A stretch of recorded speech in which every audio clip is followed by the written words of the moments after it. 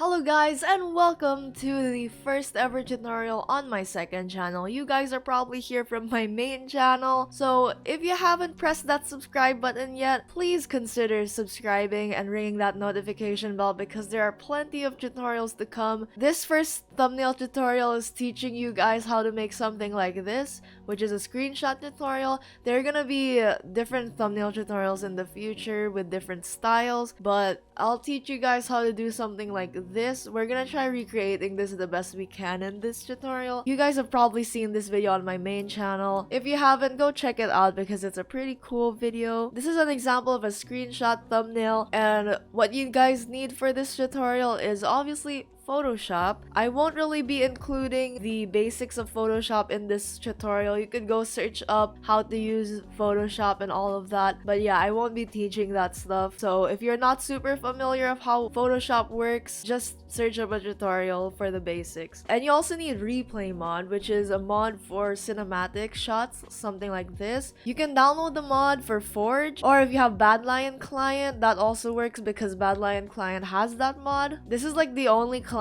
that I know of that has Replay mod. So as a Lunar Client user, I always just go to Bad Lion Client for screenshots. But anyways, I am going to launch this and show you guys how Replay mod works. Alright, we are going on the Hypixel right now. And now that you're on here, you can go to your Bad Lion Client settings and search for the Replay mod. You have to make sure it's turned on. You can change the settings to whatever you want. You can bind the start-stop recording to whatever you want as long as the keybind is available. So mine's set to P right now. You could mess with these options. I just have them like this. So yeah, now that Replay mod is set up, now what we need to do is join a Skywars game.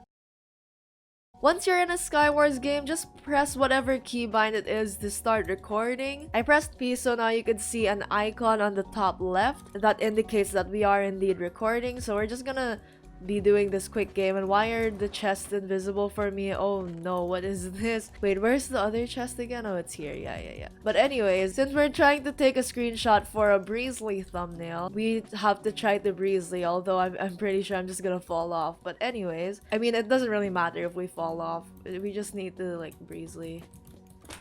I actually didn't fall off. So now that you exited out of the game, the replay should automatically end. So if you check your replay viewer, it should be the latest one that you recorded. So we could go check this out. There are a lot of floating entities around here that I don't really know how to get rid of, but you know, it's fine. We can always get rid of them in Photoshop. So yeah, we're just letting this play out. I'm focusing on my character. You can pause and play the replay by pressing T, and that allows your mouse to move around. And this is what you press to stop and resume the replay. And this is the speed slider. If you put this down, everything will slow down. If you put it up, everything will speed up. We're gonna try to stop at a point where we're breezelying. Let's see.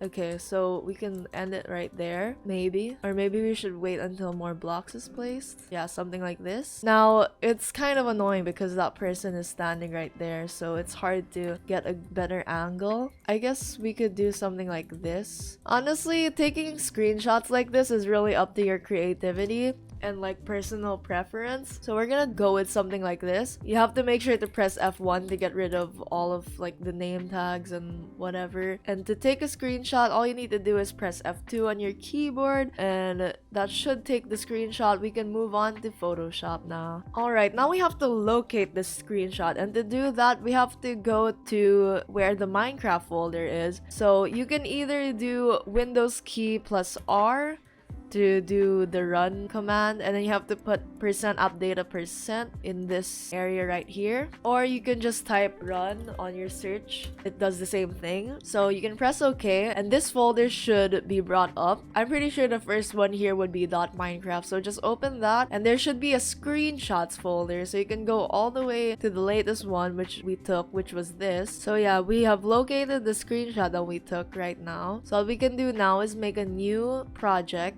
and the correct thumbnail proportions are 280 by 720. You can name it whatever you want. Just copy whatever I have on screen right now and press OK. So now that we have that, we can drag our screenshot onto here and then just hit enter. So we have this now. You can adjust how it's placed by just dragging it around, but make sure you hold shift, because if you don't hold shift, all of the proportions get messed up. So make sure you're holding shift when you are dragging everything around. So I'm probably going to adjust it a bit so that it looks better. This looks pretty good. Oh yeah, I forgot to mention you should probably be on the move tool when you do all of this. I forgot to mention that, but hopefully y'all figured that out. So the first thing I want to do is get rid of this person because replay mod is weird. So what you want to do is add a new layer and get your brush tool out, and what you want to do is hold alt and then the brush becomes like a eyedropper, and you can just click on what color you want and then you will color pick that color. So I want the sky color because I want to paint over this Steve thing that's floating about. So yeah, I would just do this. I'd say just pick the third brush preset thing that's over here and then just paint over if there's any things floating about on your screen. Alright, so now that that's done, the next thing to do would be to select both of these layers by holding control and selecting the original screenshot layer and doing control E, which merges them together, so now they're one thing. Okay, now that we merged the two layers together, we can press L on our keyboard, which goes to the lasso tool. Make sure it's on the polygonal lasso tool and not this. It's important that you have this selected. To change it, you just have to click and hold and then more options should show up. Make sure this one is selected. Alright, so using the polygonal lasso tool, what we need to do is select around our character, which should be pretty easy because Minecraft characters are just blocky and there's no really round stuff to be selecting. So you just have to click in the points where you want to connect. So yeah, you just keep on clicking like this. I will probably speed this up because it takes quite a while. It doesn't really have to be the most precise because people on YouTube won't really, you know, investigate the thumbnail and zoom into it to see any imperfections. So it's okay if it's not that perfect. Just make sure that you're not making it really messy and make it as good as it could possibly be. But it doesn't have to be exactly perfect. Okay, we're almost done, and we will finish the selection by clicking at the point where we started with. That closes the selection. So this is selected now. What I would do is either do Control J, which will duplicate it, or you could right click and do layer via copy. So that means if you go over here and hide layer 1, we basically duplicated this character into another layer. So now that we've done that, you can right click on layer 2, which is the character layer, and go to blending options. So my usual blending options would be to enable gradient overlay, put the blend mode to overlay, and put the opacity to around 50-ish. But honestly, it's personal preference to what looks good. It doesn't necessarily have to be 50. You could go higher, you could go lower, but I'd go around the 50 mark. Alright, and the next thing to add is an inner glow. Make sure the blend mode is on color dodge. And the size, honestly, it depends, but I'd say around somewhere in the 20s. And then just decrease the opacity to what looks fine. Don't make it too harsh because that looks absolutely disgusting. So make it like around 40, I guess. That looks fine. Lately, I've been using inner shadow on my thumbnails. Just make the size 0 and the blend mode to normal, opacity all the way to 100, and the color should be white, so it adds like this highlight thing onto your character. You can change up the angle. I have no idea what would look nice, but for this thumbnail tutorial, I'll just set it to around there. I could actually check what I did for this one. Yeah, the highlight is like facing this way, so let's try to imitate that the best we can. And then the distance, I have no idea. Just don't go overboard because if you make it a lot, then it just looks disgusting. So make sure it doesn't go over 20, I'd say. Keep it around 10 or less. Alright, that's basically it for the character. You could press OK. For this Breezely thumbnail, I made a stroke around the blocks, so let's do that here as well. So what we need to do is do the same thing as we did for the character. You just need to go around the stone and use the lasso tool in order to select the stone only. So we do the same thing, layer via copy or Control J, duplicates it to another layer. You can go to blending options, and this time we choose stroke, and it should be a white stroke, so change the color to white. And then you can increase the size. I have no idea what size, maybe like 6. 6 looks fine. I think I also added bevel and emboss just to add like more refinement. I'm not really sure what to play around with these settings. I mean, you could, but I just leave it with default. Alright, so now that we sorted this out, I guess we could do the text now. So the fonts that I used for this thumbnail, this font at the top is Equestrian and the font below is Riffic. These two fonts are really good for thumbnails, I'd say. So yeah, what we're gonna do is press T on our keyboard, which will go to the text tool. And then we're just gonna click anywhere and type breezily. Okay, now you can go back to your move tool and drag it wherever you want. You can adjust it later. The more important thing is getting the text style correctly. So what I did here is kind of complicated, but I'm sure you guys could follow because I believe in you. So just right click on the text layer, go to blending options, make sure color overlay is checked, and the color for the text should be around here because that's how it looks like in my Breezely only thumbnail. And now before we do anything else, just press OK first. And the thing that you want to do is select layer 2, right click, and rasterize layer style. And also for layer 3, which is the stone, rasterize layer style. Anything that has a layer style with effects and stuff, just rasterize it. Okay, now that we did that, go back to our blending options on the text, and we can add an inner shadow. Do the same thing, make the size 0, blend mode is normal, opacity is all the way up, color is white.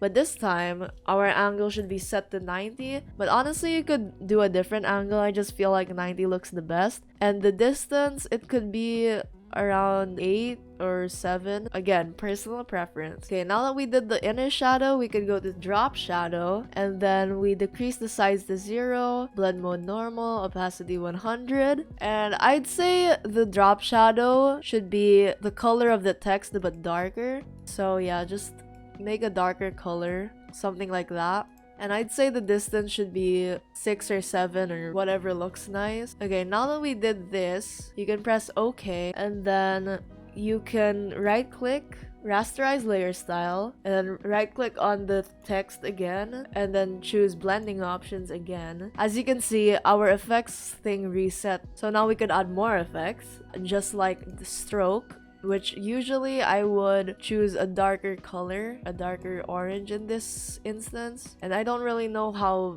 big the stroke should be. I'd say 6 looks fine. And now we add another drop shadow. Make sure the spread is all the way to 100. Blend mode normal. Opacity is all the way to 100. I think leaving it as black is fine. That's what I did for the other Brazely thumbnail. The size, make it kind of big. It should be bigger than like the main text. So now we can adjust the distance. I'd say make it go low because it gives like a nice 3D effect. And once you're satisfied with how this looks, just press OK. So now we have one text. You could use the move tool to move it around, shrink it, and just do whatever you want with it. I'd say you can move this Breezely layer or whatever text layer you have under the character, which will make it so that the text goes under the character so that the character pops out more. So in this thumbnail, you can see that the text is arced, and I'll show you how to do that right here. So first, you have to make sure Breezely is selected. Do Control T, right click on Breezely or the text, and then click Warp. So in the top left, you could see that you could choose what kind of warp you want. Just choose arc, and then you should be able to adjust this arc. Don't make it too extreme. I'd say around here is fine. And then if you're satisfied, just click enter. Press enter. And that should be the arc done. So you can move around the text by clicking Control T, rotating it around, and grow and shrink it. But make sure, again, you're holding shift or else the proportions will be whack. Let's make Breezely go over here. Now I'm just gonna make the other text, which is only, and change the font over here. Terrific. Rific. You can download these fonts on the font. Just search up the font and I'm sure it will show up on the internet. So I think I'll just skip to the part where I added the layer style because I basically did the same thing as this, except the color of the inner shadow is different. The inner shadow color is the color of the text above here. I'm just gonna skip this process because it's basically the same thing as here except the colors are different. Okay, I'm done with the text style on the only text. So now we could do the same thing. Do Control T and then right click warp. Make the warp arc, adjust the arc. Alright, so now that we position the text and everything, we could add this arrow. You can just search on the internet red arrow and then a good arrow should probably pop up. So yeah, I just got this red arrow from the internet. So what you should do is make sure you have the magic wand tool right over here. Click and hold. There should be a magic wand tool right there. Just click on the white and it should select all of the white. You could press delete and boom, you got rid of all the white. So I'd say the arrow layer, let's just name this layer arrow to avoid confusion. So this arrow layer should go behind the text and then we can adjust this arrow. If it's facing the wrong way, you can right click it and flip horizontal so that, you know, it's facing the right way. So we could size it up as well. You can also do distort to like play around with how the perspective is and all of that stuff. But you don't really have to worry about that. I'd say if the main color theme of the thumbnail isn't red, you should change this arrow color into the main color theme, which in this example is orange. So I'm gonna right click on the arrow layer, go to blending options, go to color overlay, and then the shortcut would just be to pick this color, because if you go outside of this color wheel thing, you have an eyedropper that could select the color for you. So now that you have that, you can put an inner shadow. Do the same thing as always. I think another blending option that would make the arrow pop more would be drop shadow. So just play around with these settings to see what looks nice.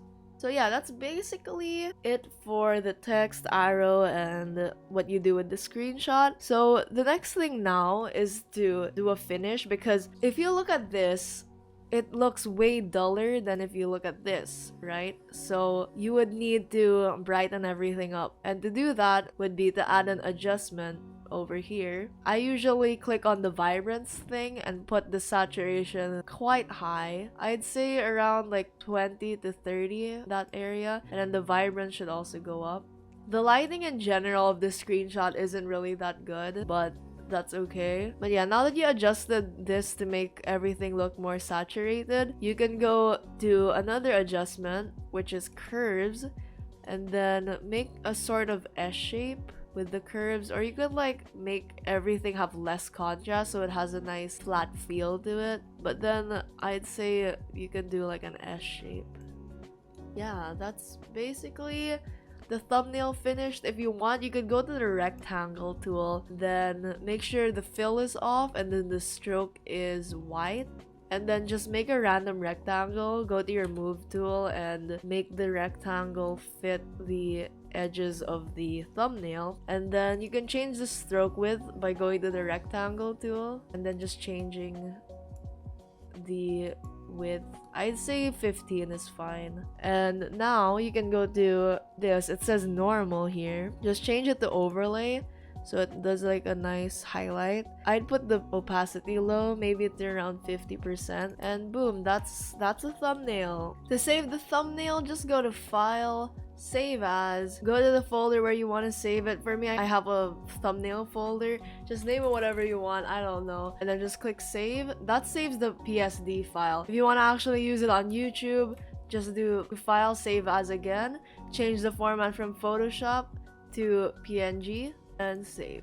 Obviously, this stuff takes a lot of practice, and you'd have to do this a couple of times before you truly master everything. So yeah, I'd say always practice on thumbnails, keep on making them, and yeah, you should improve. If this tutorial was helpful, please leave a like. It shows your support and it encourages me to do more tutorials like this. I'm definitely going to do different styles of thumbnail tutorials in the future. So yeah, stick around for those, but that's basically it for this one. Thank you guys for watching, and I'll see you in the next video. Bye!